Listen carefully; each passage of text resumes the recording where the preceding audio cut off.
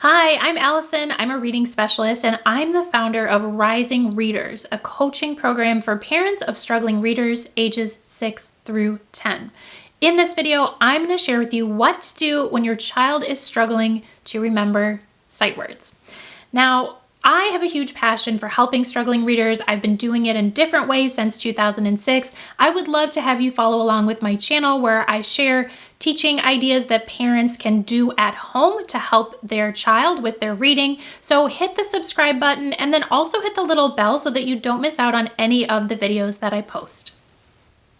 First, let's talk about what sight words are. You may also hear them called high-frequency words. These are words that appear often in texts, like the word and or said. You see these over and over again in books, right? So we want kids to be able to quickly read them and read them accurately because that helps reading become smoother and it makes reading easier for them when they can very quickly recognize lots of these common words. When reading fluency improves, meaning they're able to read accurately and smoothly, then their comprehension also improves, which is, of course, is the ultimate goal of reading. So sight words or high frequency words can be a really important foundation to help your child improve their overall reading ability. As far as which sight words to learn, that can vary sometimes. There's different lists out there like the Dolch list or the Fry list, or if your child attends school, there may be a particular list that their school or their district uses. But regardless, these words should be commonly used in texts, like those examples of and said that I mentioned. In the comments right now, I would love it if you would share if your child brings home sight words to practice. Just type yes in the comments if that applies to you. Okay, so some high frequency words or some sight words are regularly spelled and some are irregularly spelled. So we're going to talk about the difference and why that matters. Here's an example of a regularly spelled high frequency word or sight word and an irregularly spelled sight word. So can, right? The word can has the sounds and spellings we'd expect. We've got the k represented by the C, the a represented by the a, and the n represented by the n. So pretty typical, right? But let's look at the word said. It's different. The sounds in said are s, e, d. Okay, those are the sounds, the individual sounds. S is represented by S. E is represented by AI. This is a tricky part. And then the d sound at the end is represented by the letter D.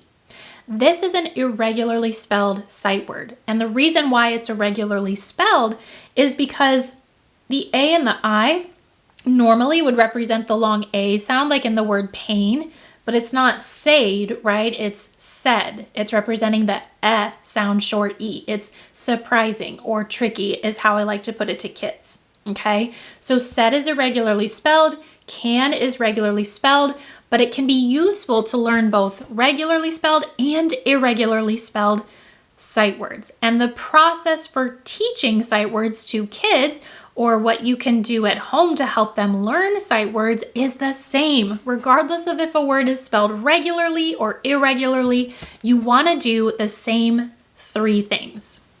The first thing you want to do is help your child connect to the meaning of the word. So, for example, if we were going to work on the word can, you could come up with an example sentence that has can in it. So you might say, I can bake a cake. What can you do? And have the child come up with an example sentence like, I can tie my shoes, or I can build a Lego house. Just something fun that's relevant to them, right? So they're connecting to the meaning of the word. Simple, quick. The second thing you want to do is help them hear and pay attention to the sounds in the word. Okay, so without even showing them the word can, you might ask them to tell you the sounds in the word. So they could tap it out. They use their non-writing hand and they go from left to right like k, and, n, can. Okay, so you're getting them to pay attention to the individual sounds in the word. Number 3, the last thing you need to do is help them connect those sounds to the letters. So with can, it's pretty simple, right? You're going to have them, you can write the word for them and they can, tap like this and say k, and, n, can. You just want them to understand that like the k is represented by the C, the a is represented by the a, and the n is represented by the n. Okay, so they're connecting sounds to letters. And you can ask them questions like, okay, which letter in this word represents the sound? The letter A, right? So ask them questions, get them making those connections. Now, this is true, again, even if a word is irregularly spelled. If we focus now just on our example of the word said, oops, I accidentally erased the dot of my I here. If we focus on the word said, you still want to follow these 3 steps. Talk about the meaning of the word. Talk about the sounds in the word. That would be s, e, d.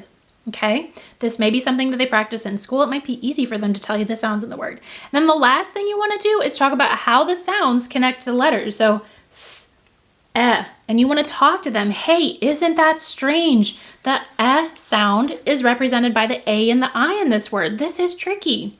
S, e, d.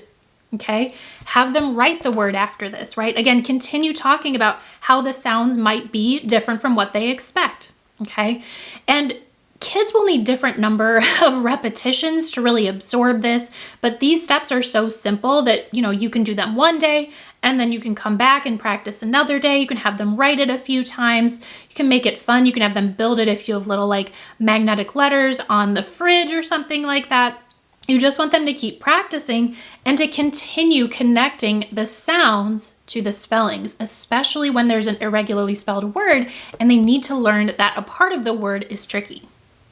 Now, these 3 steps that I just went over might be a little confusing because you might think, well, I learned to read sight words just on a flashcard, or you might think that you just hold up a flashcard and get a child to memorize the word.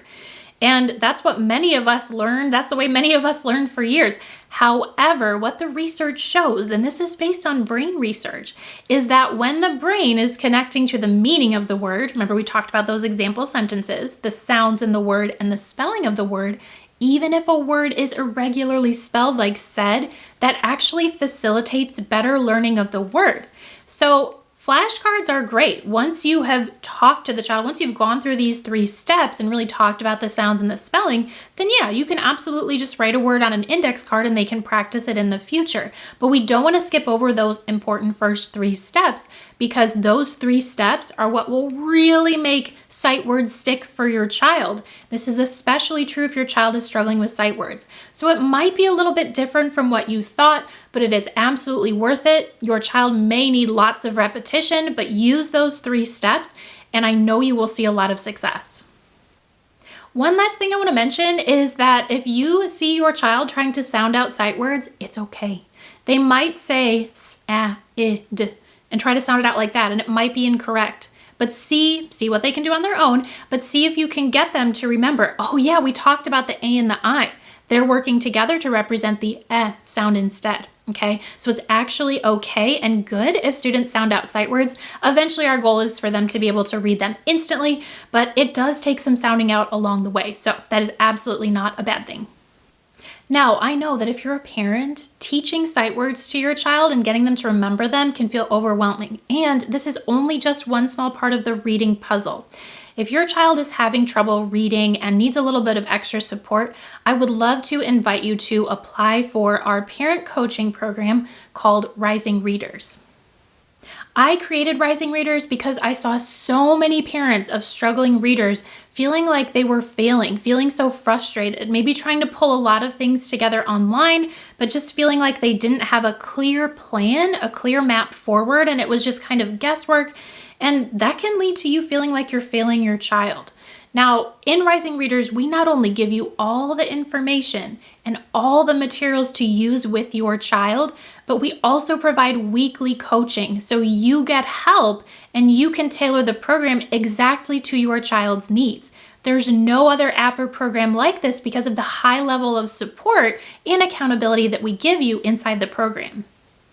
If this sounds like something that would benefit you and your child, look for the link in the caption of this video to apply. I would love to serve you and your child inside Rising Readers and help them catch up with their reading and even learn to love reading. All right, I hope this video was helpful. Thank you so much for watching. Hit the like button, subscribe, and I will see you in my next video.